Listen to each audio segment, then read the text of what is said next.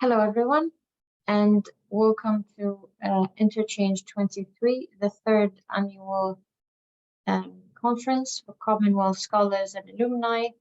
Thank you so much for joining this panel discussion, and I hope you've enjoyed the sessions yesterday and the morning opening session as well. Today's session is an open panel discussion, is a roundtable discussion that will bring together a panel of Commonwealth scholarship alumni and scholars to lead the discussion. And it will be an opportunity to explore this broad theme in more details. This panel discussion will be focusing on climate change, clean energy.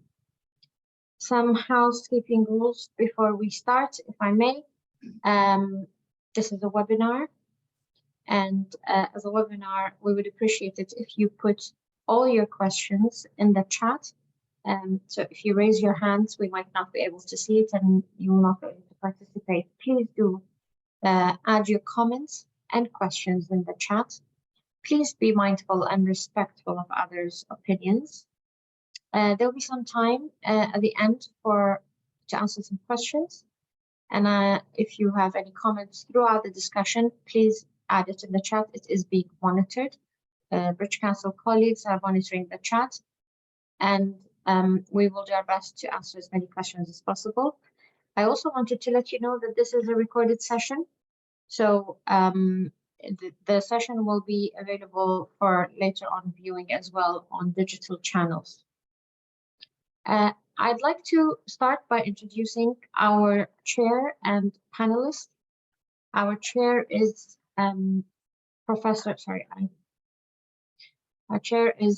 Professor Morag McDonald, who is, I'm sorry, I've lost the information on my screen. Apologies, give me one moment. Here we go. Professor Morag McDonald is Deputy Chair of Commonwealth Scholarship Commission in the UK. She's also Dean of College of Environmental Science and Engineering at Bangor University. She is also Chair of the Finance Committee at the Commonwealth Scholarship Commission. Our panelists today are, and they will introduce themselves in more details.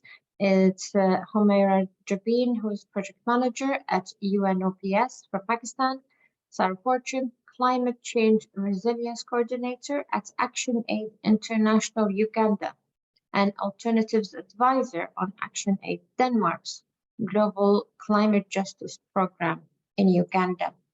We also have Faustin Ahishakiye, Director of Stellar Engineering Limited, Rwanda, and Stanley Smellie, who is Energy Engineer and Project Manager at the UWI MONA in Jamaica.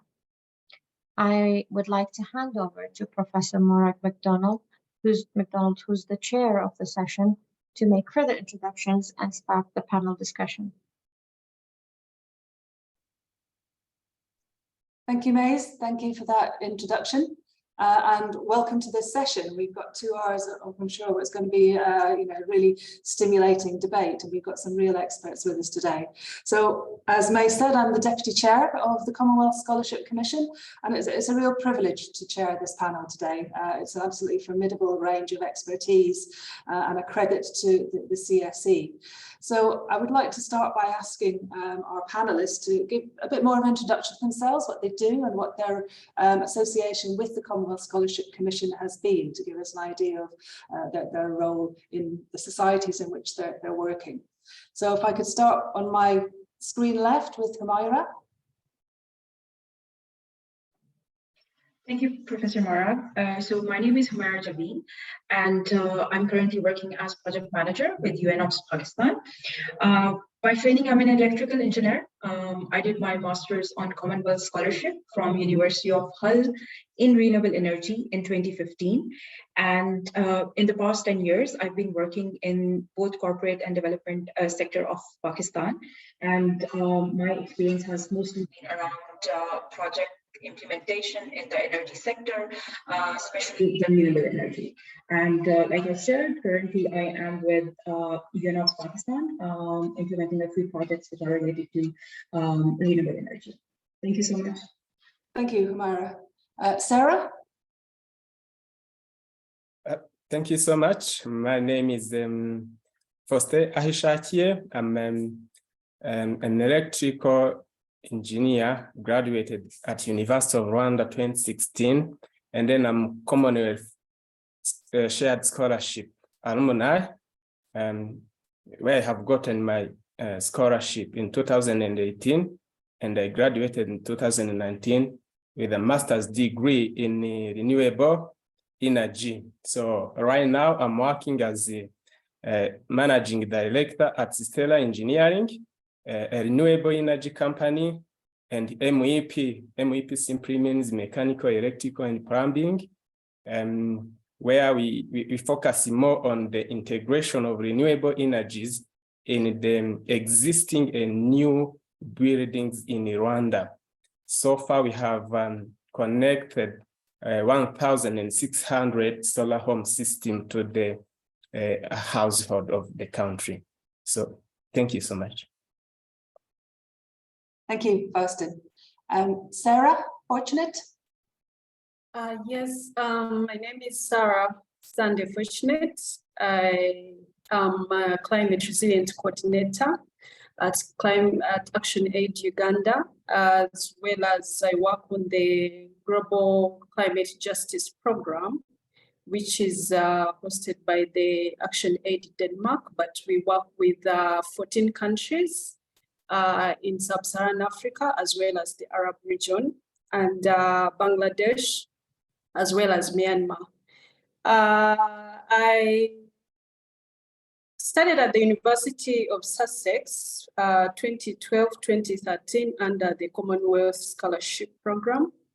And since then, I have worked in several capacities in different programs and projects, and advising private sector, government officials, and the most recent work that I can highlight in the country, I was part of the team that updated Uganda's national determined contributions.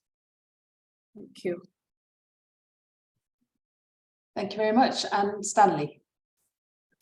Hello, everyone. I'm Stanley Smellie, a senior practitioner in energy engineering and management and sustainable energy management at the University of the West Indies, Mono.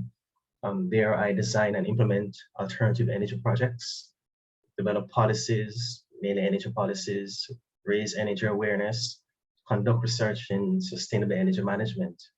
I'm also still currently pursuing my PhD in sustainable development.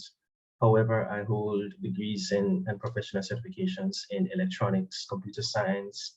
I have an MPhil in physics, which focused on sustainable energy management. And also, I was recently, well, not so recently anymore, at the beginning of my PhD sojourn, I was offered a scholarship, a Commonwealth scholarship at the University of Surrey. It was a split-size scholarship. And so I spent 1 year there. And that essentially assisted me forming the foundation of my research, which I'm just about to complete. Just a little about me.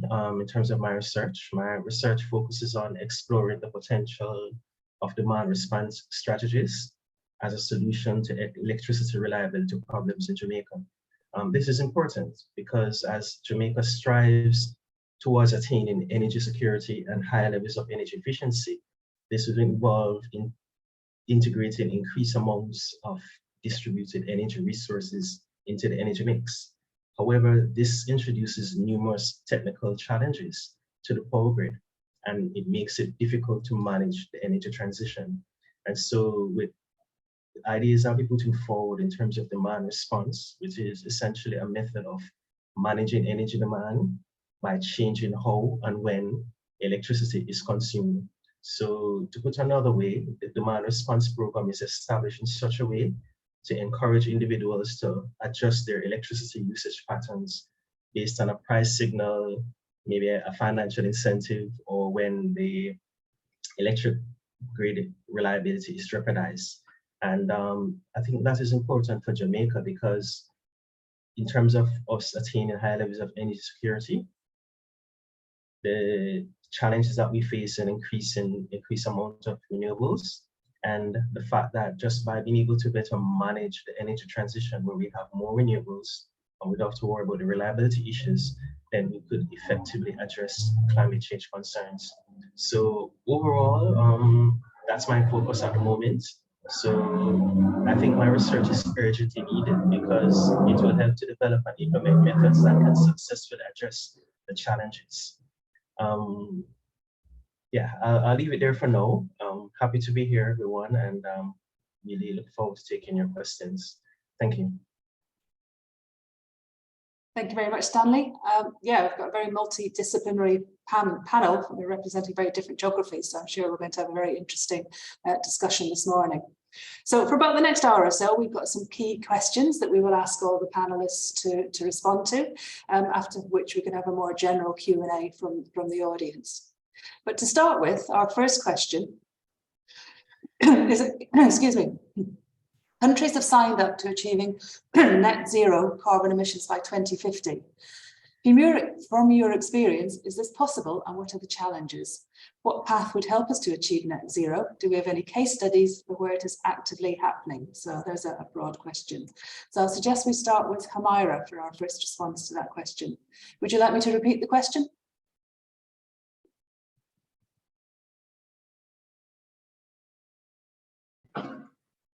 Sorry, Professor Morag, could you please repeat that? I had a little bit of disturbance.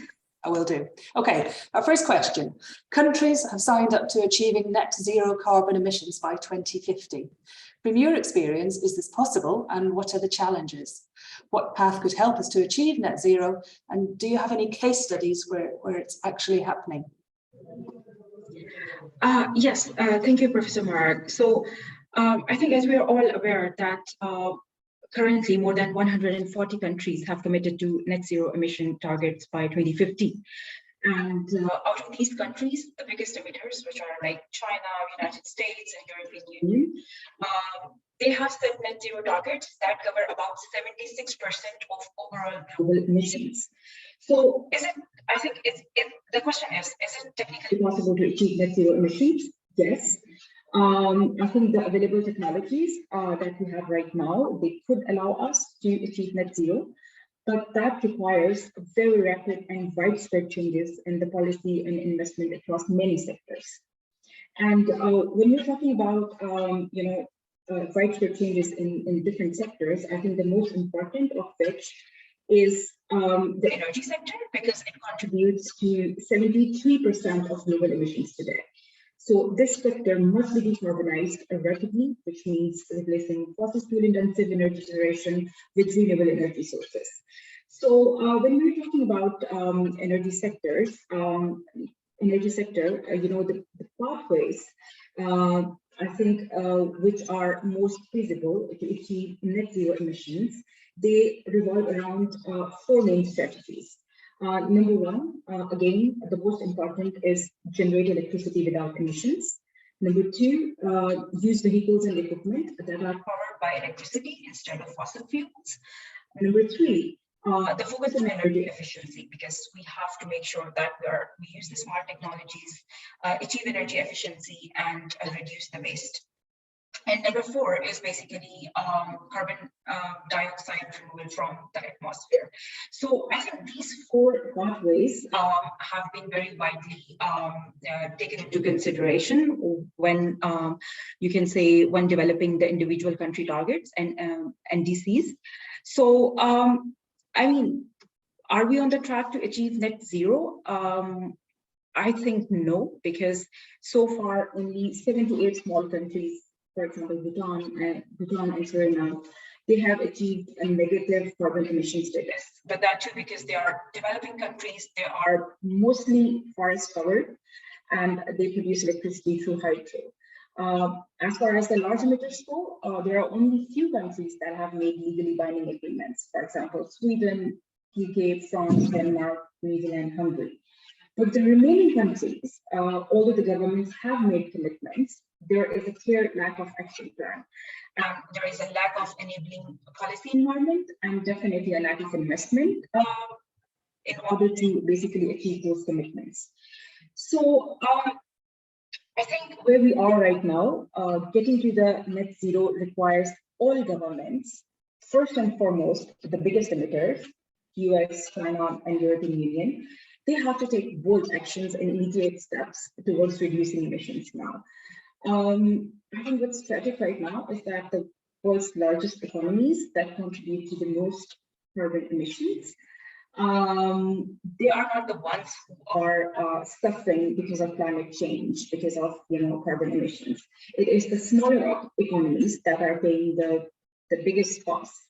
So, for example, in Pakistan, Pakistan is responsible for less than 1% of world's carbon emissions. Yet it is the 8th most vulnerable nation to face the climate crisis. I think you must have heard about the recent floods, which have been worst in the history of Pakistan. It happened in 2022. 33 million people have been affected, and there has been a wide-scale damage to the infrastructure. And although Pakistan has been working on transitioning toward net zero emissions, and basically transitioning towards adopting more renewable energy resources and making policies for the electrical vehicles and all.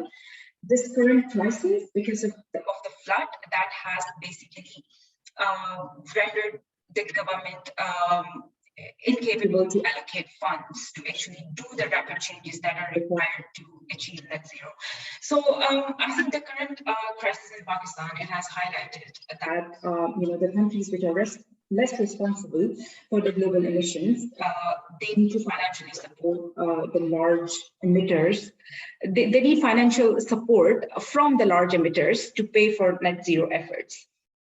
So I think the three clear requirements, or you can say the challenges, which we need to work on all together globally. Those are, we need to make steadfast policies to reach net zero by 2050. We need to make action plans, and we need to take strong measures to actually adapt and to make widespread changes that are required. And then the financial support to help vulnerable countries to pay for these efforts. Okay, thank you very much, Humairah. That's a very full response. And yeah, poorer countries are clearly paying a disproportionate price for relatively fewer emissions. Can I ask Stanley first to follow up on that? Okay, sure. Good morning, everyone. Once again, I listened to my colleague Humairah, and she touched on quite a number of significant points. The only thing that I'd add at this moment is that from my own experience, I certainly think it's possible to, perhaps based on what we're seeing now in the Caribbean. I'm from Jamaica, and I do a lot of work within the Caribbean region. So we tend to not just look within ourselves to see what is possible among ourselves, but we do, through collaboration, through capacity building, through exchanges, we learn, we develop, we also innovate.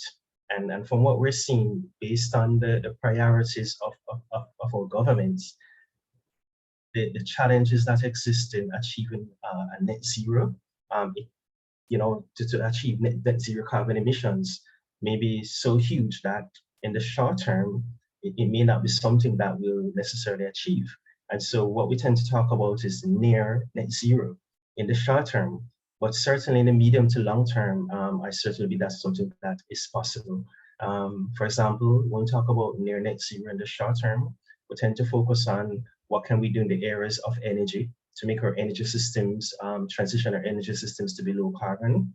We also think about how we utilize land use patterns, single family dwellings versus apartments or townhouses, agriculture, etc. So there are many different aspects of our economy or way of life that will need to be, that we need to transition in order to achieve this net zero we speak about.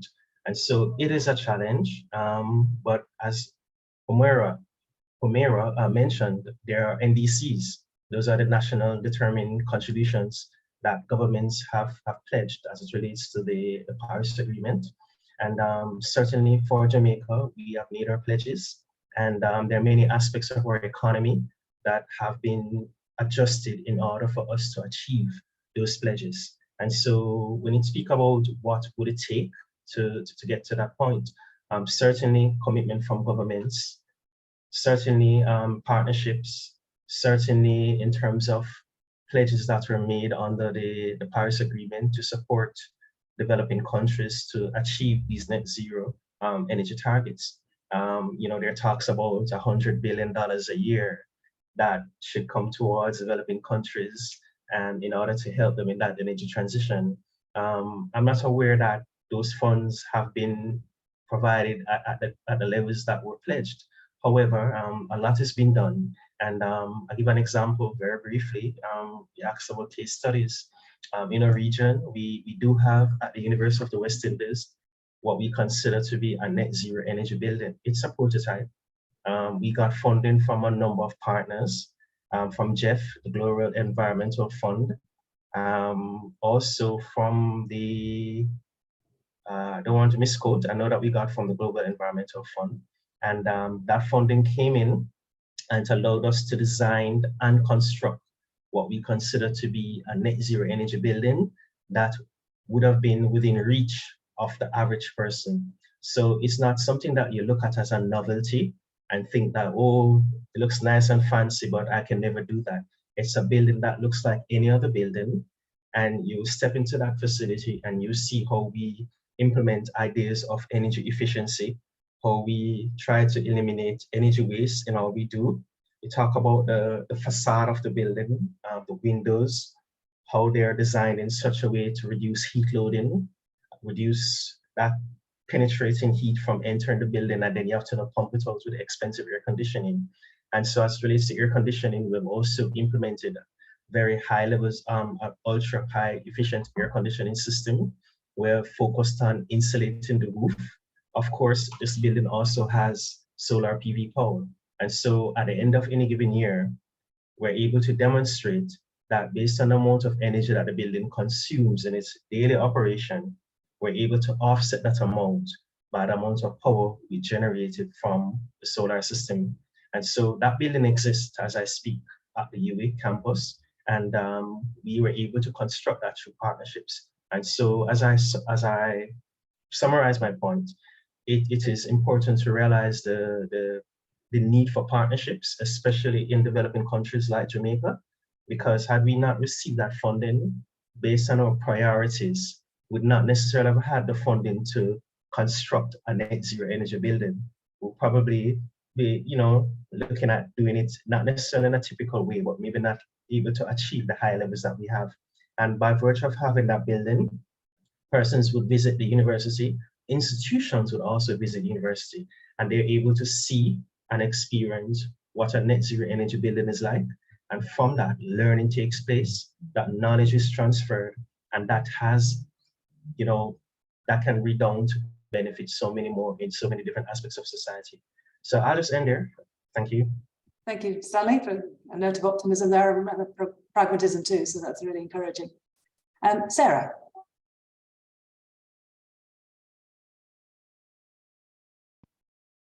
So yes, well, in addition to what colleagues have already mentioned, are we close to net zero, especially the least developed countries? As of now, I would say no, because if we are targeting 2050, as much as the number of policies that have been put in place, as well as a bit of institutional arrangements that have already been organized within the different countries, specific, for instance, for Uganda, for instance, the long-term strategies on climate change, or the LTSs, as well as the NDCs, which have already been highlighted. There are quite a number of challenges that are in place to be able to implement these short-term as well as the long-term policies and strategies that have been developed. And as my colleagues have already noted, some of these plans that are already in place need financing to be able to be implemented. And as already noted, with the Green Climate Fund commitment of their $100 million for each year to be accessed, we see how that has panned out specifically for the developing countries, where there are a lot of access criteria that are very hard to meet, even for those that are been seeking for direct access accreditation by this specific fund. And unfortunately, if care is also not taken, that might be a similar situation for the newly declared loss and damage fund. Also, in terms of access, of course, there are also challenges from the fact that majority of the projects that are on ground are small size tickets, which become a little bit challenging for financial institutions, especially the commercial ones at the local level, to be able to finance because of the high administrative costs in terms of evaluation, appraisals, all that is required to be able to structure and finance not only energy projects, but also other climate-related projects that integrate energy within themselves to be implemented. Now, that comes to the issue, of course, of also having a challenge in terms of having bankable projects or pipeline that could be funded, for instance, from the different, whether climate funds or any other funding, whether from venture capitalists or impact investors, to be able to implement. So this is a little bit of a challenge, at least for the Ugandan case, because either the projects that or proposals that are being submitted to some of the commercial banks, or even the development bank that we have here, usually a bit of a challenge to showcase how they are addressing either the net zero or the climate change in general. The banks themselves have a little bit of another issue in terms of evaluating, appraising, and structuring these projects, because usually they do not have a technical person that is involved. So once a project comes, already they will deem it as a risky project. That's number one. And number two, they are limited financial instruments that are innovative, that are still needed within the region and the other developing countries to be able to access the available funding, because you'll notice that the developed countries keep reporting, oh, this amount of money has been extended to developing countries, for instance, in the Ugandan case. But when you compare, recently there has a study was conducted on tracking adaptation finance into the country, what the developed countries was reporting and what was being achieved, totally different. So those are some of the challenges that are in place, in addition to what my colleagues have already mentioned, that needs to be resolved to be able to achieve this net zero. But by 2050, if these are not sorted, then I don't see it happening. Thank you. Thank you very much, Sarah.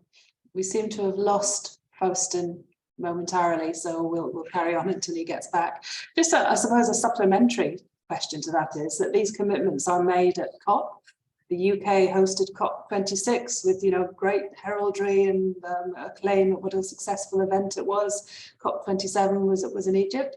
Is it an effective forum to make these commitments, or is it not worth the carbon footprint that it generates? What's your view on that, Stanley?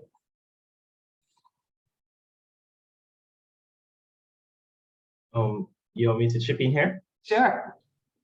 Okay, well, this is an interesting question because COP26 is really ancient history at the moment, and we've had COP27 recently, and we would have heard the news, at first, where the new British Prime Minister at first, I think, had indicated that they won't be able to make it, and then changed their minds, and the new installed king had mentioned that he would have hosted some world leaders, and you have all this media attention. I certainly think that just by virtue of having persons in these capacities, I mean, the Prime Minister, the King speaking about this event, it certainly is an indication of the high level of attention that it receives.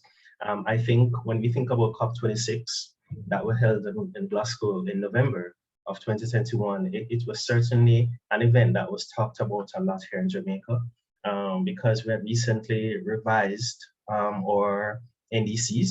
And at the point, I think we had committed some 25% reduction in our global carbon emissions by 2030. And that was significant because we didn't just come up and make those pronouncements. We did a lot of simulations, a lot of modeling as relates to our current energy system, and consider what would be required to achieve higher levels of efficiency. So, and it wasn't just on energy, but we focused on land use patterns as well as agriculture. And so when you consider whether this event was successful or not, we certainly would have to consider the level of participation and the engagement of countries. And from what we've seen in Jamaica, and Jamaica did attend COP26, our Prime Minister was there, and we also have a Minister of Urban Renewal, and that minister was also present. And just by having that high level of attention and pledging these commitments, we believe that is an indication of success. However, I do think that, and I mentioned before, the promises made under the COPs for many years is that the more developed countries would, seed a fund, some $100 billion a year, and that would have enabled developing countries to tap into those funds to help in the energy transition. These type of funding are necessary because, as I mentioned before, there are many priorities in developing countries. So much so to the extent that even though we are so susceptible and so vulnerable to climate change impacts, I mean, we know it so well in the Caribbean. We have experienced intense hurricanes, and not just hurricanes, but extreme weather events, so to speak. So it can be intense rainfall within a short period, and you would normally get that much rain for many weeks. You get in just in a couple of hours. And then another time, there's just no rain, there are intense droughts. And all these fluctuations in weather and how it impacts our economy. And so we always have to be recovering. So we understand the impacts of climate change. We've seen it, we feel it. Even in our tourism industry that we depend on so much for foreign exchange, that too has been impacted. However, because we know that based on our energy mix and our practices, we have contributed so little to climate change in terms of the global carbon emissions. And then we're now bearing the brunt of the effects. I think it was Sarah who mentioned the idea about climate justice in our introduction. And we just think that COP26 and all the COPs and the talk about providing funding to help countries to, transition, I think that's the missing piece. And I think until we're able to really, back that commitment and developing countries begin to get that assistance that's required, I'll continue to think that, the COPs are still wanting. I believe far more can be done in those areas. Thank you. Okay, thank you. So some political merit, but not really delivering. Humairah, what's your view on COPs?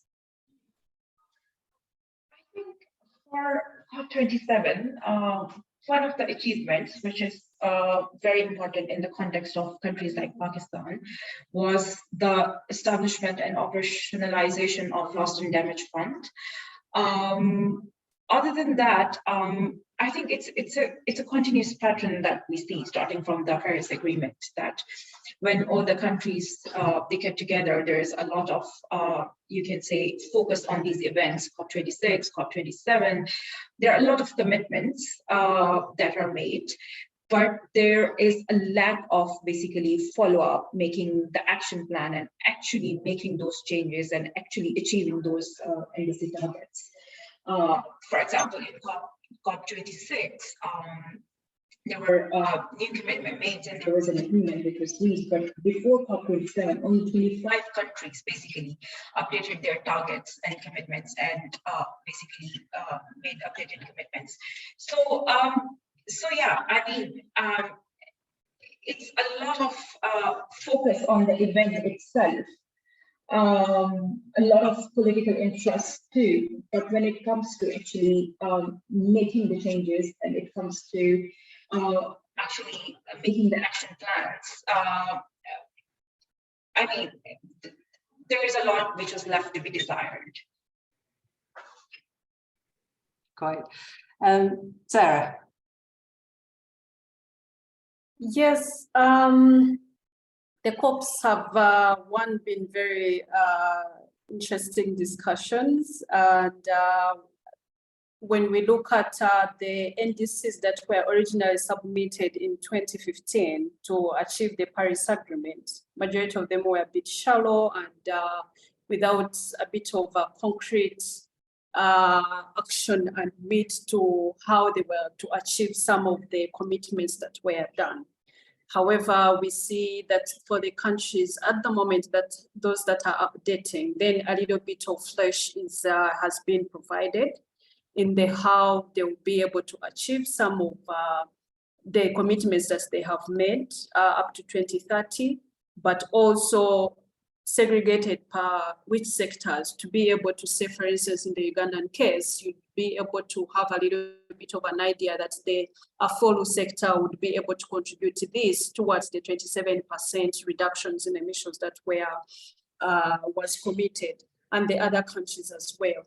Then specifically for COP26, of course, a number of commitments were made, and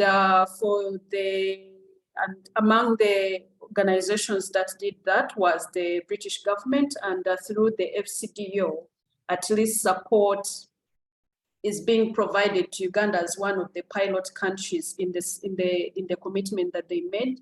And part of that support has gone on to the establishment of a climate finance unit within our Ministry of Finance and Planning and Economic Development. So that is sort of an achievement in regards to that specific area of the discussions of COP26. For when it comes to COP27, again, I'd already highlighted, yes, there's been a bit of a big win in terms of the loss and damage fund. However, the technicalities in terms of the procedures, how is it set up, who is going to be involved, all those were left hanging.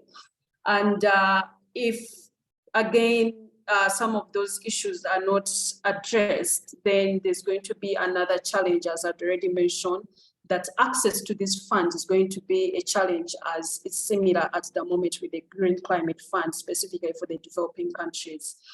Then the other issue is, of course, usually as you finish the COPs, by the time the governments go back to their, the government representatives go back home and then have to translate what have been the outcomes. Before you know it, then another COP is around the corner. So usually you find that the global discussions, yes, while important, a bit of the commitments are made.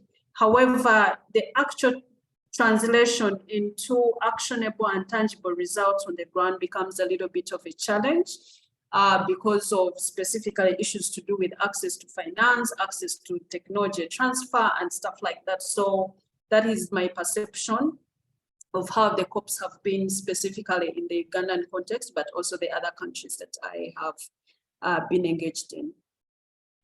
Okay, thanks very much, Sarah. I think we're still missing Faustin, so we'll move on to the second question. So our next question is, what are the viable sources of low carbon energy? What is the future of affordable low carbon energy? And how close are we to making real commitments in the transition to low carbon energy? Stanley, would you like to start with that one? That's very close to your area of work.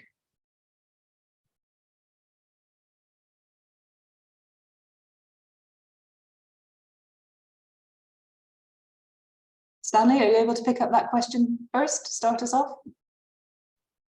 Sorry, you said Stanley or you said Stanley? Okay, Stanley. Yes, okay, sure. Yeah, so thank you for this question. I was making my notes as you're speaking.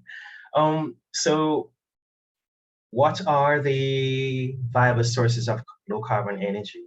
Well, this is not necessarily a lecture, so I'll just go through very quickly and then I'll go to the next part of the question. So there are several low carbon energy sources that can help to reduce greenhouse gas emissions and mitigate the impacts of climate change. So many so. The obvious ones are solar energy, wind energy, hydro energy. Some countries may be able to exploit geothermal. While I was there in the UK, and in that year, during my split-side Commonwealth scholarship, as I mentioned, we're able to visit facilities that exploited biomass. There's also nuclear energy, which I was also able to visit a nuclear power plant. In the UK, there's just so much to do, so many exciting things. But there's also a not so obvious option, and that deals with energy efficiency and conservation. We want to consider those 7 low carbon energy choices. Always remember energy efficiency and conservation.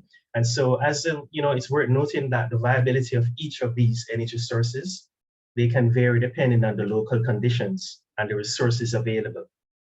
Additionally, some of these sources may also have other environmental or social impacts that need to be taken into consideration. So whilst we did mention that nuclear is a low carbon option, and we're aware of what happened in Fukushima, Japan, many years ago.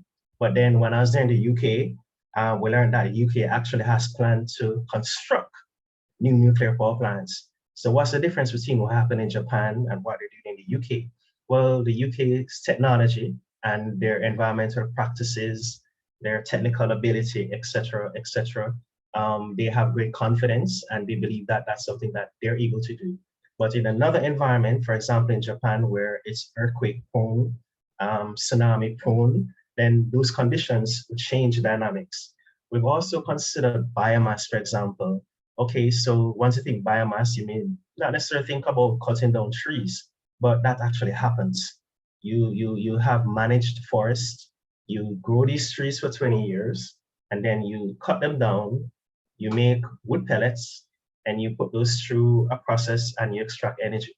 So much so that what I discovered in the UK was that the demand for biomass was so great that they've actually been importing biomass from places in the US where there's an abundance of biomass that was produced in a sustainable way and shipped to the UK and utilized in their power systems to the point where they've been able to retrofit a coal-fired power plant at Drax, which I was also able to visit through the Commonwealth Scholarship.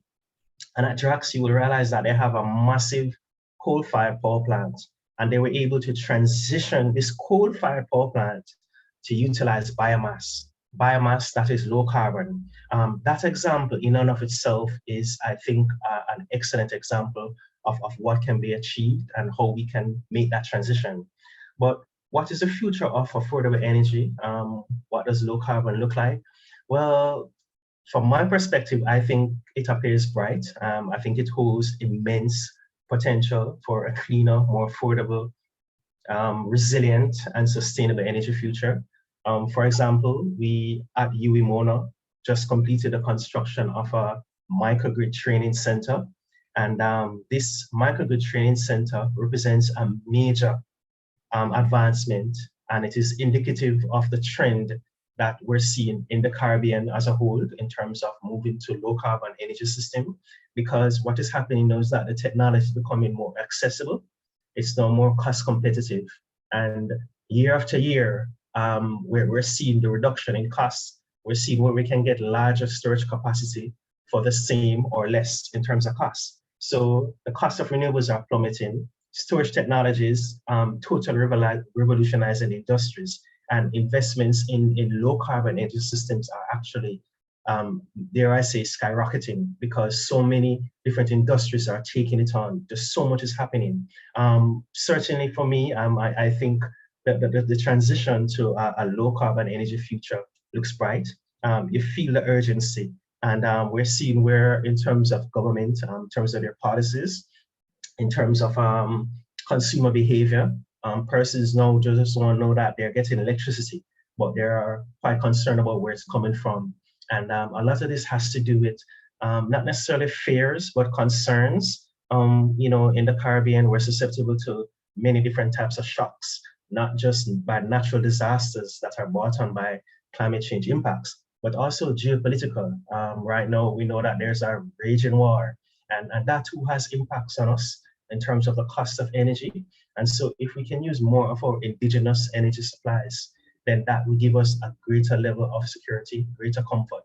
So I think we're really close to making real commitments in terms of the transition. And as I mentioned earlier, at COP26, the Jamaican delegation, they made pledges. I think at the time we're looking at offsetting some 2 metric tons of carbon emissions equivalent. And for us in Jamaica, that's like 25% up to 30% of our emissions we're pledging to offset by 2030.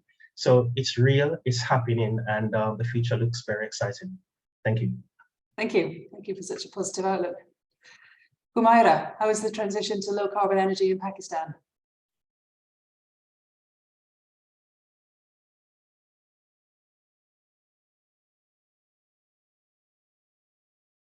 No, maybe we've lost Humairah as well. Can you join us, Humairah? Oh, maybe some connectivity problems. Sarah, let's go to you. Yes, well, in addition to the energy sources that Stanley has mentioned, I also would love to highlight, of course, biofuels, where some of the countries are using this and looking specifically in blending the fossil fuels, for instance, for either vehicle movement and all that. However, of course, it has issues to do with food security, where land is diverted. The fear is that land for agricultural production or farming would be diverted for this. So those are some of the challenges there. Some of the viable, I'll give a bit of a quick examples of some of the cases that are working, as much as they are still small size tickets, as I'd already mentioned here in Uganda. There's a company called Divine Bamboo that is a forestry and energy company. So basically, they grow forests, bamboo forests, working with the communities, and they are generating bamboo briquettes as a solution to the deforestation challenge that the country is having. Also, in terms of the solar, there are quite a number of smaller companies that are providing electricity specifically off-grid within, for instance, the islands of Lake Victoria, Ugara, Bukasa, and a number of those, where part of the energy is being used to generate flake ice that is used as a preservative, for instance, for the fishing industry. Then, interestingly, renewable energy is also being integrated within the processing industrial processes. For instance, here we have an example, the New Cafe organization that is working within the coffee industry that grows coffee. So they have massively integrated renewable energy within their processes here in one of the industrial parks here in Kampala, and they are looking to expand to other regions where they are having warehouses. So that is quite an interesting example in which, for instance, solar is being integrated within the processing or industrial use. As well as I would also highlight similarly with Pristine Foods, which also is integrating renewable energy, and the energy is being used to process their egg processing activities, especially in the cooling system, as much as they are looking to expand and also looking for funding. So those are some of the cases that I can highlight. However, also to mention again, under the biomass, several improved cook stove projects are being implemented to tackle again the challenge of deforestation that is leading to the emissions from the follow sector, which has an intersectionality with the energy as well. Also, government at the moment is piloting use of LPG. This has just started. I can't say it is very successful at the moment. However, it is trying to tackle the high rates of deforestation that we are having.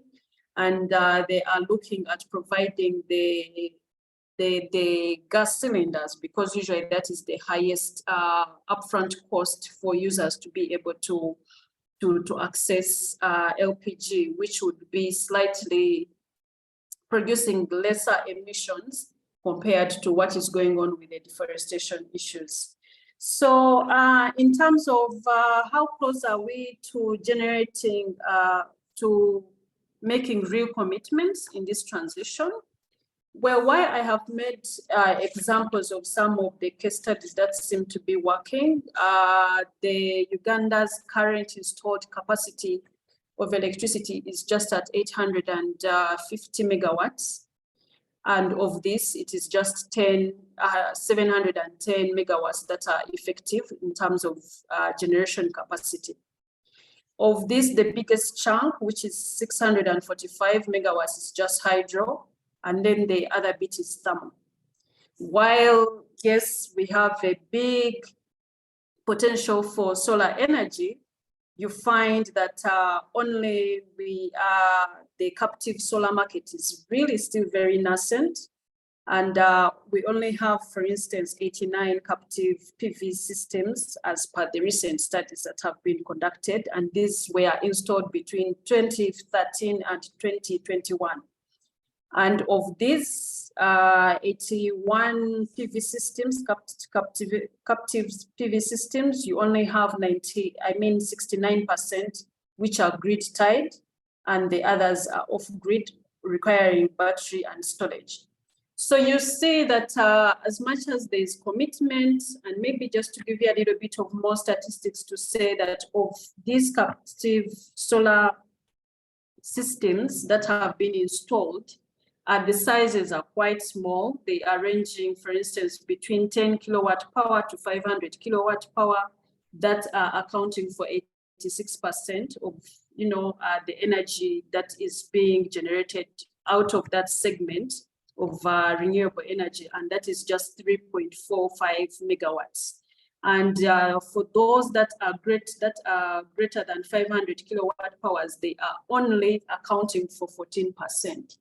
So yes, a number of things have been worked on. A lot of commitments have been made. A lot is being done within the resources that the government and the private sector, and as well as the civil society organizations are working on within the country. However, we still have a little bit of a long way to go to be able to meet for instance, the NDC targets of 2030, which is just about seven years away, as well as the long-term ones to be able to achieve the net zero. So thank you so much. Thank you, Sarah. Yeah, it also introduces the question of scale, doesn't it? I mean, Jamaica has a thriving coffee industry, but would there be enough residual waste from the coffee industry for any realistic biomass production? Might be a different question. Humairah, are you able to join us? Here she is. Yes, my apologies. Some technical issue. Yes, in terms of Pakistan, I mean, I'll give you a quick update. Here right now, and currently, in Pakistan's energy mix, only 5% of the energy is being produced by renewable energy sources, which is mainly solar and some wind power. But Pakistan does have like almost 29–30% of energy which is being produced by hydro sources. The remaining is still fossil fuel based. So I think Pakistan has actually committed to quite a bit of the targets. So basically the target is that by 2025 the energy mix should be increased to the energy produced by renewable energy should be increased to 20%, and by 2030 to 30%. So I mean, I think we are working on the policy level changes. For example, in 2019, the government has approved the alternative and renewable energy policy, which is a good thing. But we have a very long way to go because, you see, I think the challenges, there are multiple challenges in terms of when we are talking about including the renewable energy production. I mean, in Pakistan, the most feasible and most widely adopted is solar energy. Then we also have wind corridor, where we have multiple wind production plants. But there are many challenges in terms of, we can say, transmission. Pakistan's energy grid is centralized, and we've had multiple blackouts, nationwide blackouts in the past a couple of years. So yes, we do have targets. We are working on that, but the current climate change in related events, for example, the floodings, that, for example, in 2022 that has happened, that has basically impacted a lot of the plans that we have. And I think there's a wide need to actually adopt a decentralized renewable energy, generation. So there are multiple projects which are going on in Pakistan, especially in terms of solar. The industries are shifting to solar energy, but then again, because Pakistan requires a lot of international financing to actually achieve the NDCs and the targets that we have set for net zero carbon emissions, and especially focused on energy. So I think we have a long way to go. 2023, we are still standing at 5%, and we do have a target of 30% by 2023. But with the current policy environment and with the current financing, I don't see that we would be able to actually achieve those targets. Okay, thanks, Humairah. Faustin, are you able to join us? So you popped it back on the screen. Yeah, very sorry for the connectivity issue. So, but I'm back now. Okay, excellent. Well, the question is, how is the transition to low carbon energy in Rwanda? Are you getting there? You mean the status of transition energy in Rwanda? Yeah. Thank you so much for all of your contribution so far. And here in Rwanda, we have adopted so many sources of renewable energy in Rwanda, and then currently we are now transiting to low carbon energy, where we have some projects that are being that are in progress just to facilitate in energy transition. So far I would start by saying how the history of energy in Rwanda, which we came from very years ago, so where we were relying on generators mostly, like to produce energy. But so far we have the government has put in more effort in renewable energy, where we have now come up with so many hydropower energy, like Lucy's hydropower energy, and we have Nyabalongo hydropower 1 and 2 with the capacity of 28 megawatts.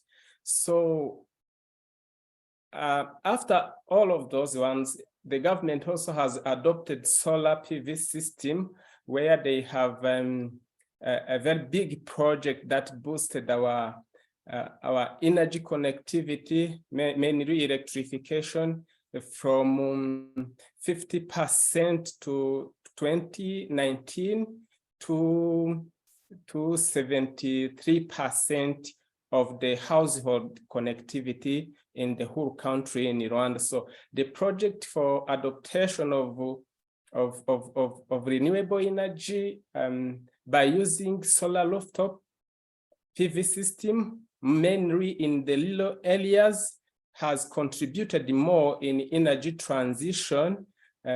This is like a subsidized project that is helping our household people to get electricity from the solar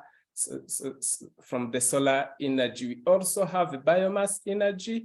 We are also producing energy from methane gas, normally being concentrated a lot in Lake Kivu.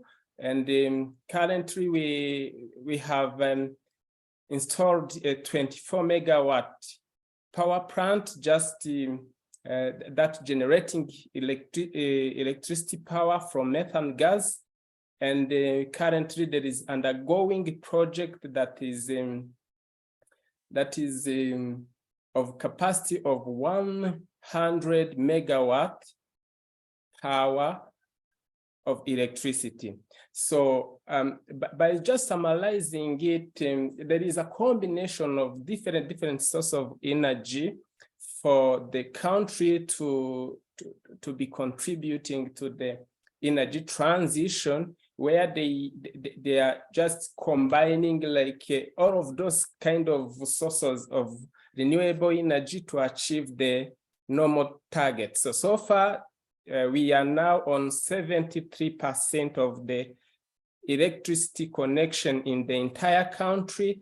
And then among of those one, I can say 30% are being connected by using solar PV system. And then the other one who also are connected to the national grid, the most energy production is renewable energy in Rwanda. Yeah, so that's what I can say. Okay, thank you very much. That's a good energy mix that's builds in real resilience. Yeah. Okay, well that was very, very interesting. So thanks to all. I think we just have one final question for the panelists, and then we'll open it up to Q&A, because there are some very interesting questions coming up in the chat that we'll go to from the audience. But the final question is that not all low carbon energy sources offer a clean energy solution. So what's the trade-off that's needed on the journey to reaching clean energy? What are the trade-offs, and how do we balance them and agree which one works for everyone?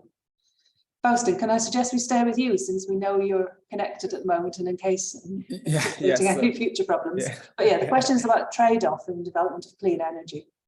Oh yeah, so for me, I can say that there is no one low carbon energy source of energy that can solve the whole challenges of low carbon energy in the country or everywhere in the world, because each and every source of low carbon energy has like its own challenges. So you would be saying that maybe we are going to adopt wind energy, or we are going to adopt like solar energy, but each and every one has its own challenges.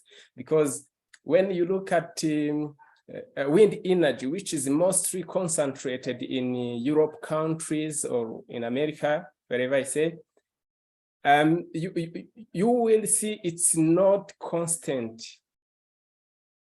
along the day. So you can have it maybe with high density, maybe in 2 hours, 3 hours, but other 2 to 3 hours, it will not. So low carbon energy, I'll be shorting it. It's like we have a lot. We have like wind energy. We have like solar. We have like biomass. We have like geothermal. But also each and every one has like a negative effect to low carbon energy, mainly when you focus on manufacturing of each and every materials that will be used in, let's say for solar manufacturing.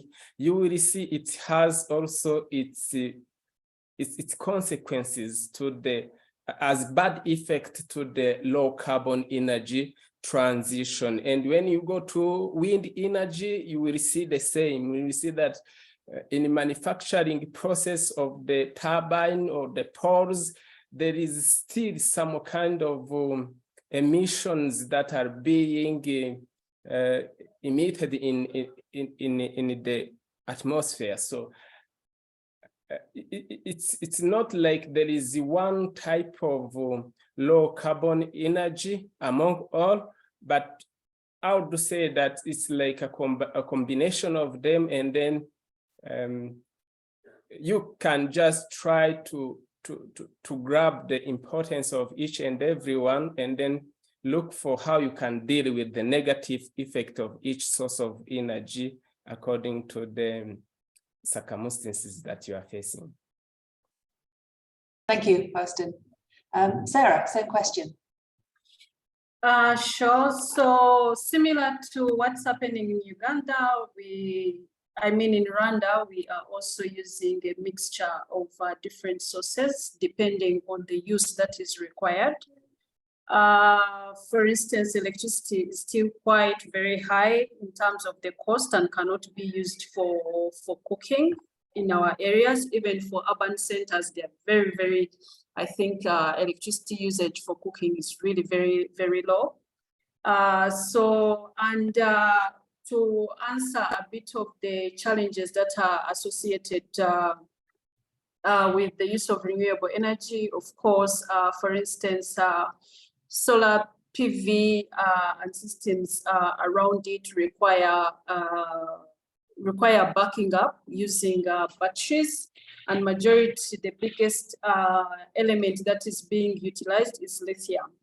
So for instance, at the moment within Zimbabwe, which is having one of the biggest lithium deposits, the mining challenges are causing a little bit of a number of environmental issues that need to be addressed. And even in other countries, ranging of course from the water pollution, use of child labor, dust from the mining and all that. So there's need, as much as yes, these technologies are needed as alternatives, the environmental, social, and governance issues need to be addressed while minerals are being mined to be able to process the equipment that are needed, whether, as Faustin had already mentioned, whether it is for batteries or it is for the turbines or for the solar panels. So those are some of the issues that need to be addressed, but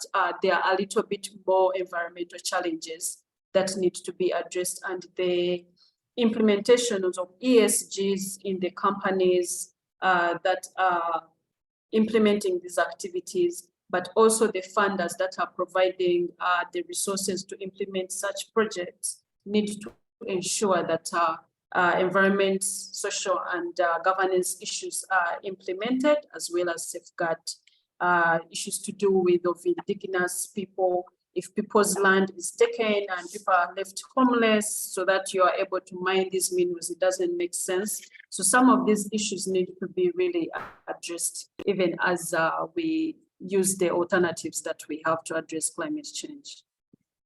Okay, thank you, Sarah. Over to Stanley next. Okay, thank you very much. This question is, in my view, a bit complex to answer, because when you think about the various issues that different countries may experience, some of which have just been outlined by my colleagues, I don't think there may be a one answer. So I say it depends. But at the same time, I'm thinking that, yes, maybe we can find a low carbon energy source that works for everyone. And remember in my earlier discussion, we mentioned energy conservation and efficiency as a low carbon energy source. I believe all nations, every country, everyone may be able to identify opportunities for energy savings, how to eliminate energy waste, how to maximize energy efficiency. And so when you think of the transition to low carbon energy systems, I think it holds immense potential to address global climate change crisis and create sustainable future for all. And despite the diverse energy needs and resources of different countries and regions, I think, and despite the challenges that may be experienced, and considering the wide range of energy sources that may exist, energy conservation and efficiency actually provides a promising solution. Now, not only is it important to develop these low carbon energy sources, but sustainable energy management always plays a crucial role in creating these low carbon energy systems. So for example, I mentioned that we had constructed a microgrid at one of our facilities at UWI. This is a 46 kilowatt microgrid, and it works in such a way that it's not a typical solar PV system where you're able to generate electricity based on what comes from the sun.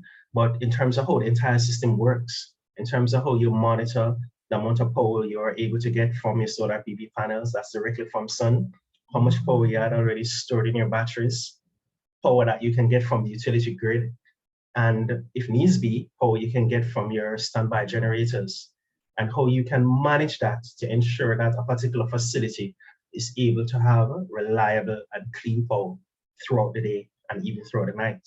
The technologies involved in making that happen are now more accessible, and we're now demonstrating how well that works in our context. And through all of that, we've seen how important it was to have cooperation between governments, because this particular facility at the microgrid, at one of our facilities called the Discovery Bay Marine Lab, you can Google it. We have a video out on YouTube.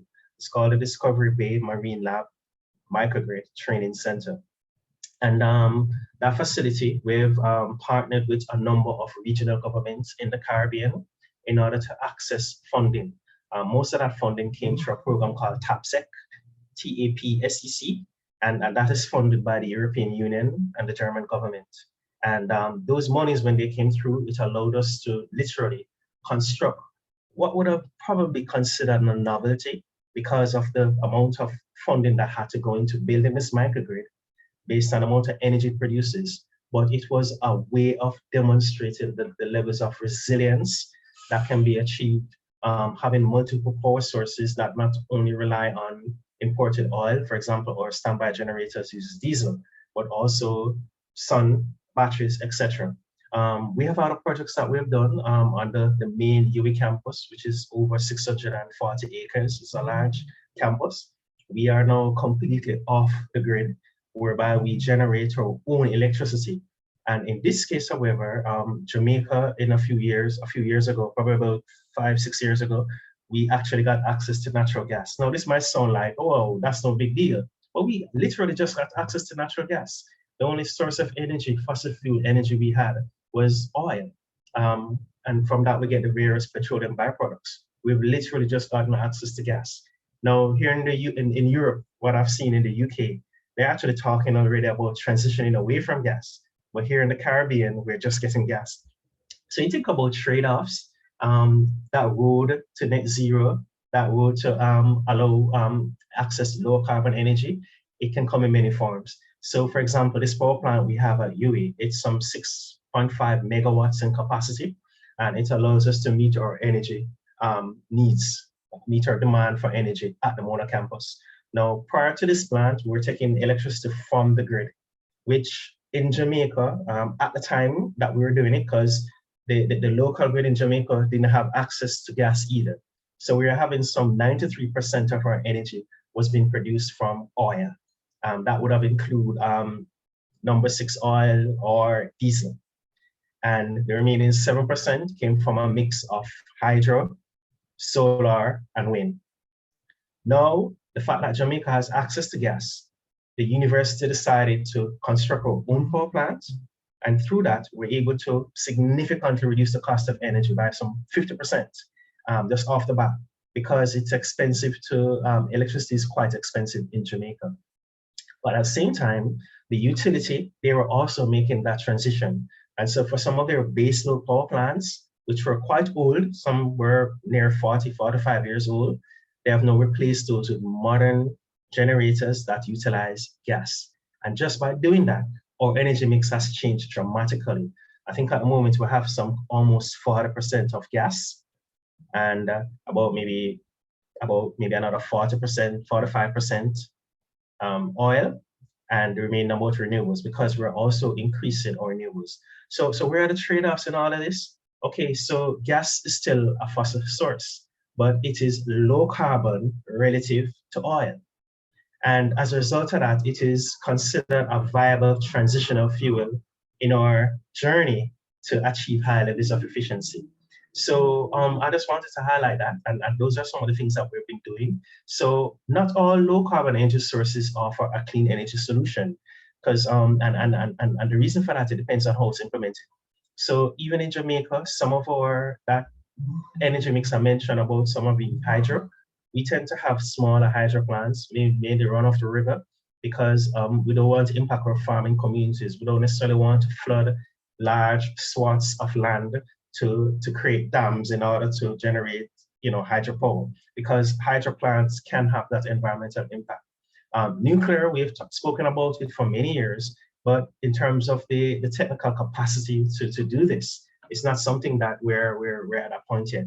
At the university, however, we do have a nuclear facility, but we use that mainly for experimental purposes, testing food, etc., etc. So what does the transition look like for us? Certainly at the moment, it's transitioning to gas and increasing the use of renewables and ensuring that we have adequate storage. And all the trade-offs included in this journey for us, it's becoming more and more obvious. And in my own PhD research at the moment, seeing that I'm pretty much writing up at the moment, and also contributing to policy development, I've become well aware of some of the challenges and the need to really balance these trade-offs. It's complex, and we've been able to find a solution that works. And one of the things is that the cost involved in this transition is part of the challenge. And I will repeat it, I've said it before, it's very real for us. If we're better able to find ways to manage this cost, we're not necessarily choosing between developmental ambitions, building new roads, building new schools, improving our infrastructure, but we're also able to make that change needed, especially in energy, towards transition to a low carbon future. Now remember, a lot of these systems already work, they're doing their job, but because of what's happening globally and the real existential threat of climate change, we know we need to move to lower carbon sources, and so there's a need to do that, make that transition. But then while you're doing all of this, and you're making the best use you can of the limited resources you have, then comes another hurricane, then comes another extreme weather event, and just like that, big portions of your investments just wiped out. You ask question, who's to be blamed? No, we know that these things are natural. We know that they're acts of God.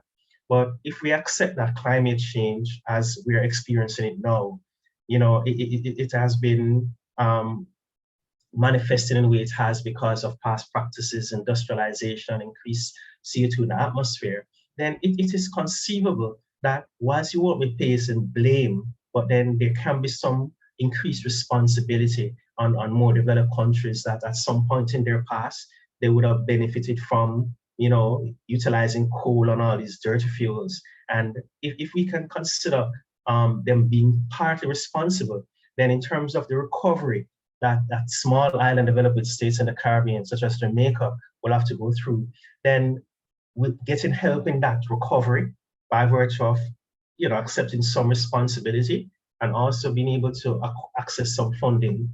Those stuff can go a far way in offsetting some of these trade-offs and help us to really hasten that transition. So yeah, I'll just end there. So thank you very much. Thanks, Stanley. Yeah, I think you've all very well made the point, exemplified the point that it's a complex trade-off with costs, economy, technology, conflicting demands, politics, and storage issues as well. So I think it does need people like yourselves developing smart mixes of energy to make that transition effectively. Humairah has now had to leave. And so at this stage, I'm going to pass back to Mays. We've used up our bank of questions to the panel, and there's some really interesting questions being posed in the chat. So Mays, over to you to present those to the panel. Thank you so much. And thank you, panelists and Professor Morag, for the very interesting conversation. And I think you can see from the chat that there has been quite a few comments and some questions as well. The first came from Shahriyar, who is in Pakistan. And it's a comment saying Pakistan is only responsible for 1% of carbon emission, but they're facing severe climate issues. There are limited numbers of technical persons that can help create roadmaps for fighting against climate change. However, Pakistani students can learn useful skills, but because of funding issues, they're unable to do that. And he is recommending and suggesting that Commonwealth Commission provide some more opportunities for skills development. And I can take that forward as part of a suggestion from this panel discussion, definitely, because we had a skills development session yesterday, and that actually covered the same comments as well. We have a comment from Mamoon saying, thanks for the wonderful discussion regarding climate change, clean energy, with CNet 0 and COP26 and 27. I'd like to understand the insights from the panel towards local actions, educations, and resiliencies in country level should be taken by inspiring motivation, thoughts, in government and individual lifestyle choices. How more research should move forward in the local action way? I'm assuming the question is more about local action towards that involves education and supporting communities and community level resilience and awareness towards climate change. If it's okay with you, Professor Morag, I'll go through some questions and then you can maybe select the ones to take first, or do you want to answer one at a time? Well, let's just pick them up as we go through to make sure we don't lose them. I think this is a very good question. How do we encourage community action and behaviour change and local resilience? Sarah, any views on that? And education as well, and awareness of climate change. Yes, sure. So education, climate awareness at the public level is one of the key issues that, for instance, government of Uganda has put in place, specifically even within the NDC. And this is because, again, I mean, that forcing and feedback between actions by the communities driving, for instance, deforestation, driving emissions, and vice versa back when the shocks and impacts of climate change come, and then they drive the communities to further degrade, as an example of the resources in either for land use or for agriculture. So a number of things that could be done. One, in terms of projects that are being implemented, for instance, within the renewable energy space, since we're speaking about clean energy, there's need to integrate adaptation issues, because as you might be aware, majority of countries, at least in the sub-Saharan Africa, adaptation is the key focus rather than the mitigation, where more of the clean energy comes in. And if we are integrating both, whether a project is designed for mitigation and then you are having the adaptation issues where you are able to raise awareness, you're able to have the communities get involved, then that would be able to be one of the key issues that could be utilized. Number two, in terms of resilience, of course, putting up opportunities for the communities to be able to diversify their livelihood, but also to be able to enhance their incomes, would be able to provide some of these opportunities for them to be more involved and also create awareness in terms of the education about the challenges that they are facing and how climate change is impacting them. For instance, if we from the perspective of the other work that I'm working on alternatives, we are looking at the moment we are scoping, for instance, projects that are community-led, either youth-owned, women-owned, or women-led projects that would be able to reach the ground. Because again, as much as we've spoken a lot about climate finance, even the little that has been availed and probably reaching the countries, you find majority of it is not really reaching the communities, the people on the ground or at the grassroots. Reason being, because some of these projects, as we've been talking about, are at a higher level and are not at a community level, because usually what is at the community level are very tiny size tickets. And as much as I've already noted that the commercial banks are not even funding the few projects that are there, then later on to have them at the community level, that is where the challenge is. So we would like to see in, for instance, this program that we are implementing, that at the end of the day, we are advocating for resources to be taken away from the bad polluting into the good, but also down into the community level. So that would entail issues to do with technical assistance for these communities. One, to be able to access this financing, whether it has been able to run through maybe a development bank, through the cooperative. At the moment, we've seen, for instance, in Tanzania, the cooperative system seems to be a little bit better in availing community-led renewable energy systems. And as a result, of course, for instance, once energy is availed at the community level, then you are able to diversify either from just agriculture into other options, for instance, those that are providing technical assistance in terms of maintenance of the solar panels, also in terms of being able to have food processing facilities like maize mills within the community. So all that contribute in the building of the resilience of these communities and enhancing their incomes, which can be diverted into the needs of the household, which have been not looked at, because one, for instance, a lot of energy is being taken up, or a lot of money is being used to buy charcoal as firewood at the household level. So that steals away money, which could be utilized for education for the children. So even when light is provided, for instance, using the off-grid technologies, then you are able to have the children reading longer during the night, but you're also to have the women or women groups be able to form themselves into groups and process or engage in post-harvest handling activities, which further increase their resilience because they are able to reduce the post-harvest losses. And also increasing productivity at the community level, for instance, where solar powered irrigation systems are being integrated to be able to increase productivity at the farm level.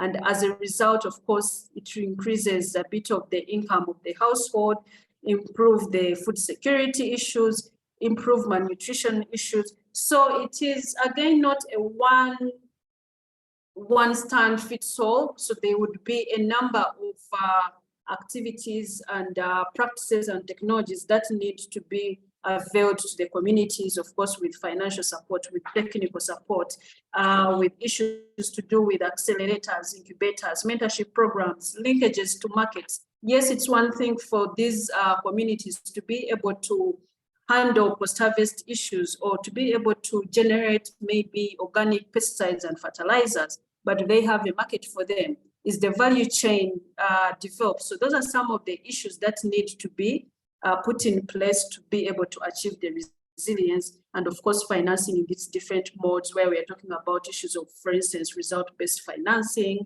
or outcome-based financing to be able to reach those people at the grassroots, minus maybe the credits at large scale or that is being utilized, but also the grant. And lastly, I would want to emphasize, especially from the civil society perspective, majority of the projects that have been supporting communities, the business model is majorly on grant financing, and then it becomes really very hard for these communities to transition into being able to access other financial instruments. So again, that throws them out to be able to access the financing, which would ultimately contribute to the resilience and the education that has been raised in this question. So thank you. Yeah, no, absolutely. Yeah, it's a very complex issue and enough material for a whole new panel debate in itself. But let's move on and see if we can cover off a few more of these questions. The next one is from Moses, and I think this should go to Faustin. So low and middle income countries need to emphasize and implement the restoration and preservation of natural resources such as forests and wetlands as a catalyst for a healthy climate environment. In Africa, while we're claiming carbon reparation from the West and East, the forest and wetlands are getting extinct. What's your take on that statement, Faustin?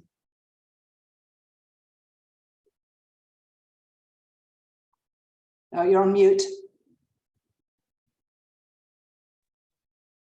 Okay, well, for middle income countries, it's somehow tricky, and then mainly we are categorized in developed country, middle income country, and developing countries.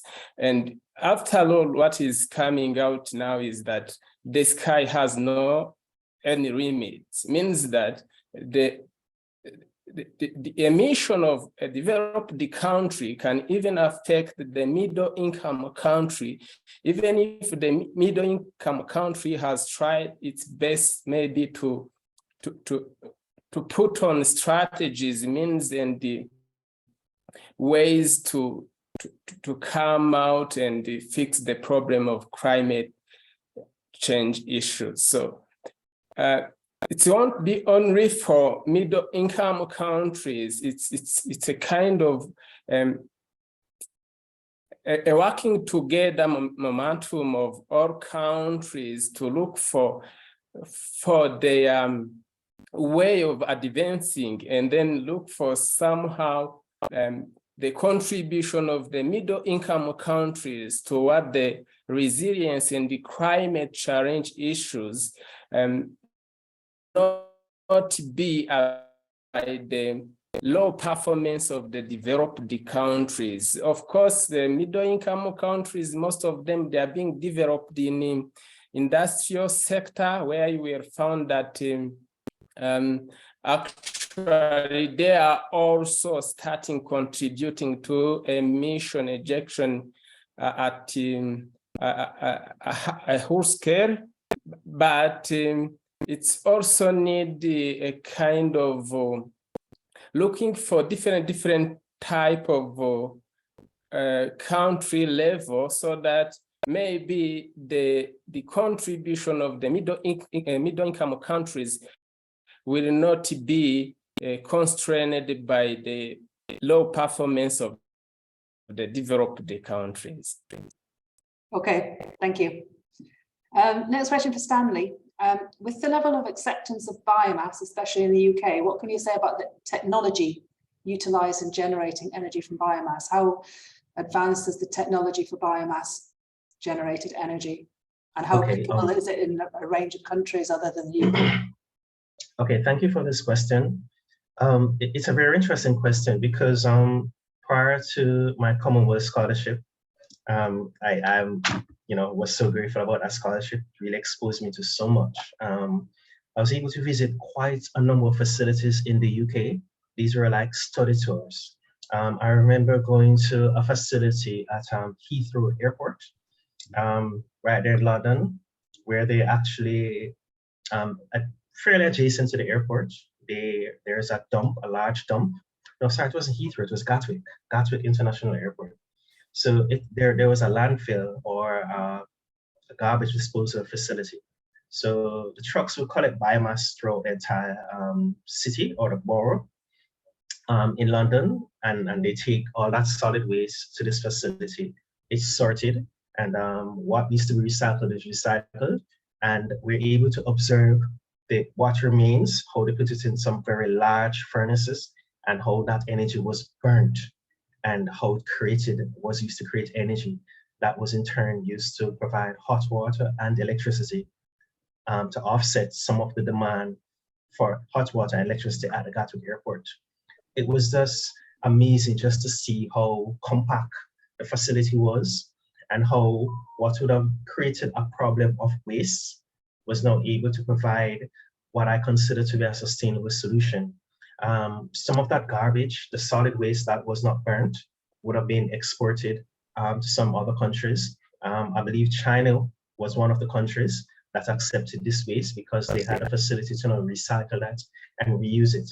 And so we've seen where you think from a, an environmental point of view, how you're able to reuse, repurpose, and reclaim. And all that comes into the whole notion of biomass. I mentioned earlier, I also visited the Drax power plant that is located in an area of the UK. I think it's called Smellie. And there at Drax, historically, they would have had some large, when you see those cooling stocks that would go up in the air, and it would allow for cooling of these large generators that are used to generate electricity. But what would have provided the heat source would have been coal. And I was able to witness how they have totally, when I was there, transitioned from using coal to using biomass. And you see trains coming in, carriages upon carriages, filled with wood pellets. And these pellets would be quite small, but it would have been wood chips from plants compressed, remove the moisture content, and formed in pellets. And you see trailers upon trailers, train carriages upon train carriages with these wood pellets. And they will use it in the process to offset the coal, and they're now able to generate electricity from biomass. When you question how these systems work, they'll tell you that they have what we call managed forests.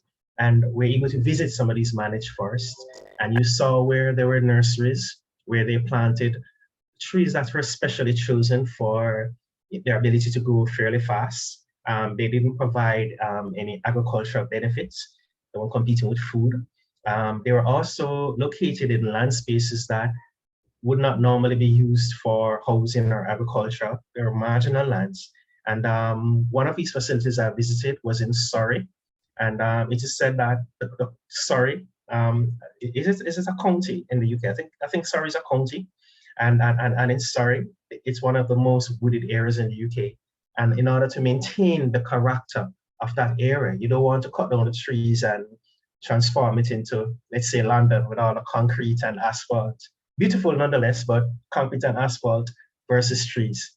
So what they will do is you use trees that have died, or trees that have overgrown, and you cut the branches, those that have died, and those that you would have planted for the purpose of energy. And at a certain process, you would now extract that, convert it into the pellets, and then send it to a Drax. At my university where I went, at the University of Surrey, their training facility, an aquatic center, because it's indoor. It's very cold in the UK, terribly cold. They had a need to maintain a certain climate within the space throughout the year. So there's a need for heating. Not only is the water in the pool heated, but the space is heated. And they're able to use wood pellets from one of these managed forests in their boilers to generate heat. So I've seen what I've just described to you is how I've witnessed biomass in the form of wood pellets being used in the UK. And we were told also that in order to meet the demand, they had to be importing wood pellets from the United States. And so a US-based company, a UK-based company, Drax Power, went to the US, formed a subsidiary, and there are different parts of the US that they're able to exploit in terms of those forests that I mentioned, managed forests and wooded area. And they would have shipped those pellets to the UK. And when you consider the overall environmental footprint, it was still comparable with what we consider to be low carbon, because they would have still offset a considerable amount of carbon compared to business as usual. So those examples I gave, I try to relate to say, the acceptance of it. I must say that all my experience with this biomass was only in the UK, because here in the Caribbean, we, at least in Jamaica, we don't have the, how should I say, it's really a case of the logistics that has to go into the coordination of, moving these trees, processing them for the pellets, and then using them in the facilities for energy. So what we do instead is that we will go to agricultural facilities, and when you consider the excrement, the dung and stuff from animals, especially cows and pigs, we will use those in a biodigester. And small farmers will now extract methane from those biodigester. So the excrement will be put in an anaerobic biodigester, and in the absence of oxygen, as it processes or rots rather, it gives off methane, and we're able to channel that methane, and it is mainly used for cooking or drive a small generator or turbine. We have quite a number of examples of that in Jamaica, but they're very small, and the purpose is really to make use of what would have been the excrement.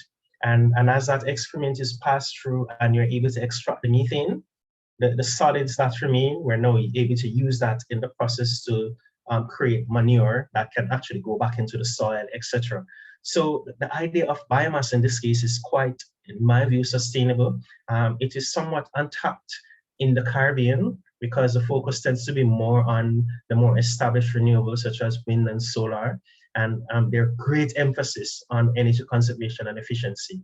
And Sarah, I think, mentioned earlier about biofuels, and that is becoming a bit more increasingly attractive, because in some cases you can actually get biofuels from when you consider biomass, the plants, and how we can get biofuels based on the type of crops. For example, there's a project we had on using neem, which is it's a fruit that comes from a neem plant, and we're able to demonstrate how we're able to get sufficient biodiesel from that neem, and that can be used to offset some of the diesel that's used in vehicles.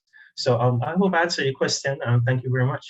Yeah, no, I think it's important not to, in the development of these technologies, not to lose sight of the whole life cycle analysis. What is the source of these feedstocks? What is the availability? What are the transportation issues? And what is the displacement cost of using land for production for biomass? And I think that leads into what might be our final question, which is posed to Sarah, which is about that trade-off between energy security and food security, and the relationship between climate change and sustainable development goal 2, safer foods and improved nutrition. If we're trying to generate, or if we're trying to create energy security, how is that going to impact on food security? And that's from Bright and Chinwe.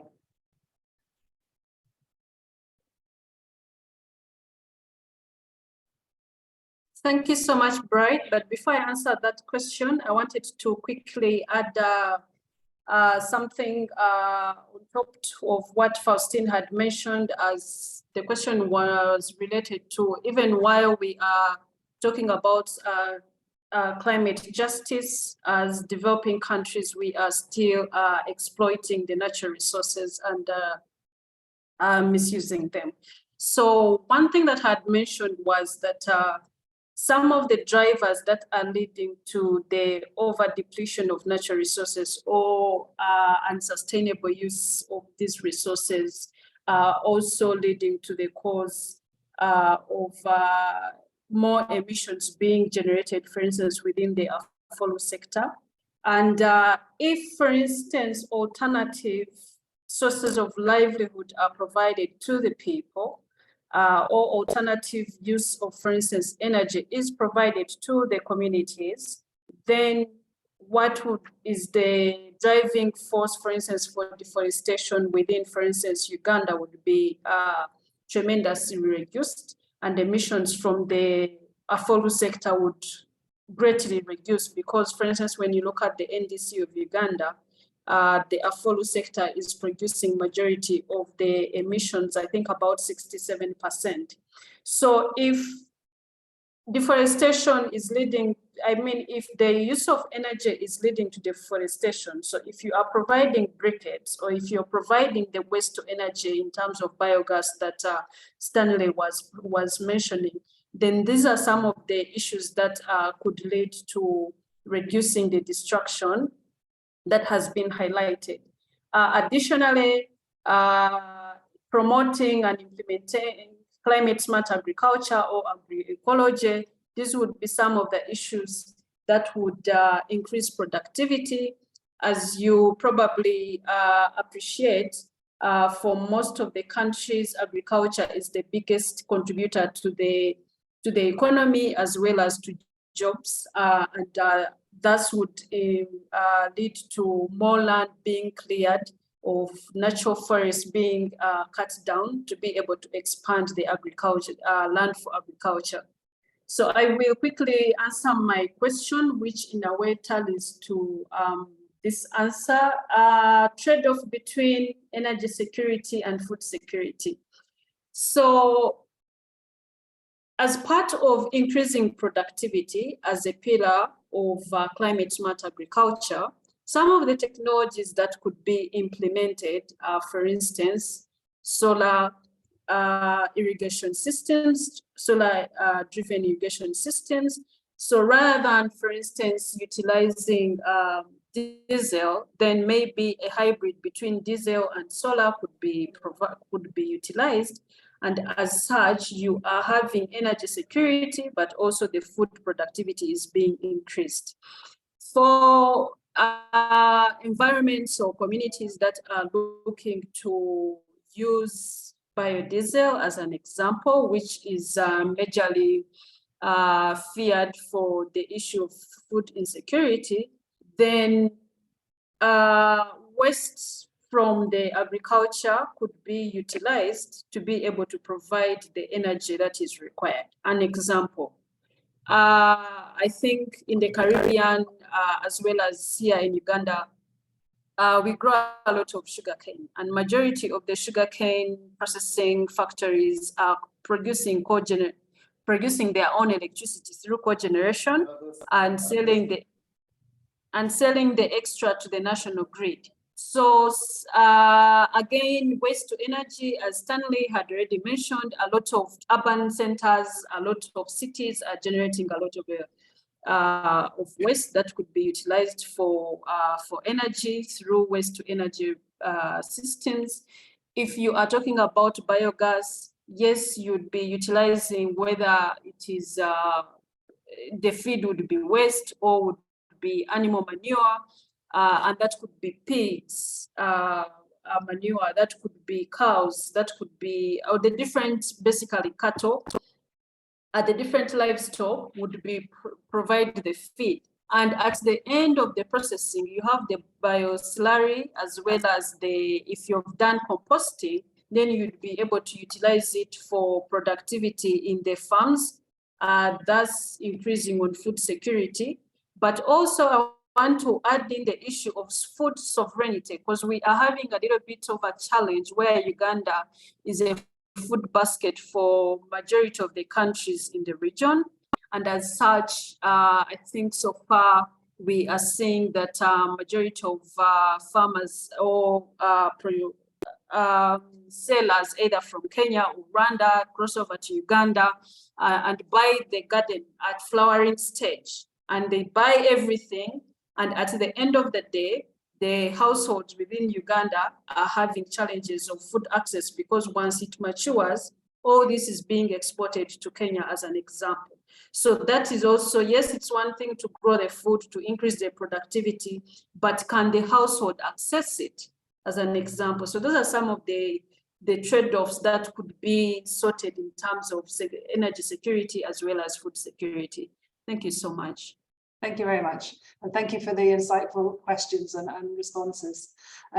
Mays, do I pass back to you now? You want to run a poll, is that correct, before we conclude? Yes, thank you so much for the questions and the comments you've added in the chat. If I could ask you to, there are only 3 questions in the poll and it's just multiple questions. So I'm going to just launch the poll. If I could ask everyone to complete it, and I will just go on mute for a few minutes to do that. Can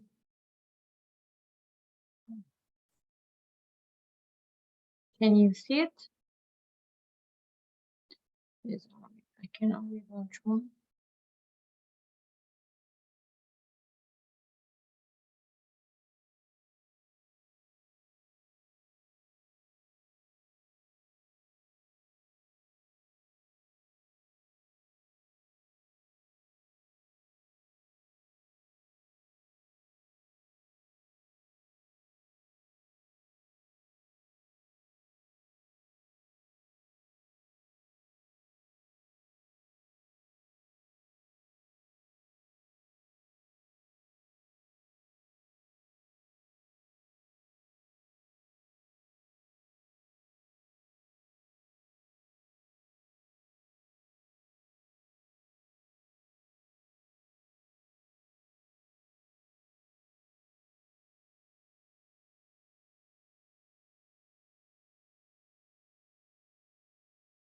Okay. I just wanted to okay. I wanted to thank the panelists, Sarah, Stanley, Faustin, and Humairah, who had to leave, for joining the session. I want to thank everyone who joined the discussion today. Tomorrow we have 2 workshops. One is presentation skills, and the other one is I don't want to give out apologies. That's on Thursday. Tomorrow we have the roundtable discussion on clean air. It will be chaired by Jen Bartley, who's head of research and science at British Council, and we will have 4 panelists. It will be from 1 to 3 p.m. UK time. I do hope you can join. On Thursday, we will have 2 workshops. One is career skills and the other one is presentation skills. And the final panel discussion will be on Friday, which is about clean oceans. And I want to thank all the participants who have put in questions and comments. And I'll hand over to Professor McDonald for the closing and the panelists. Yes, I'd just like to add my thanks as well to the panelists and also the attendees in the audience as well. That was a very insightful and informed discussion.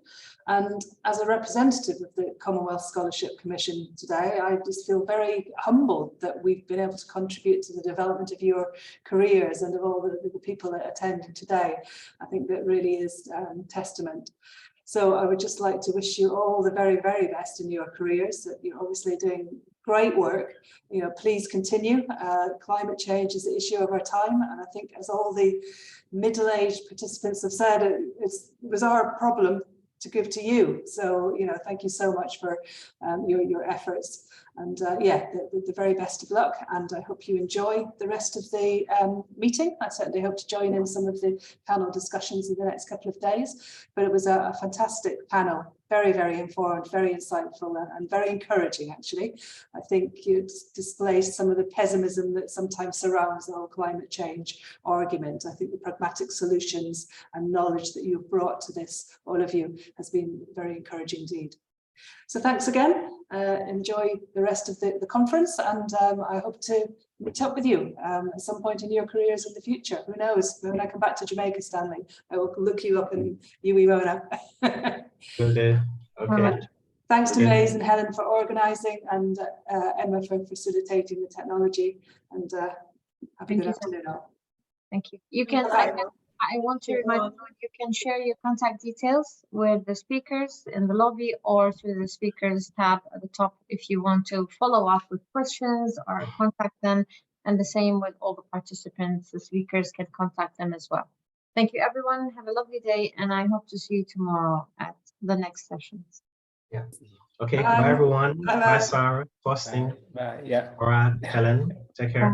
Bye-bye.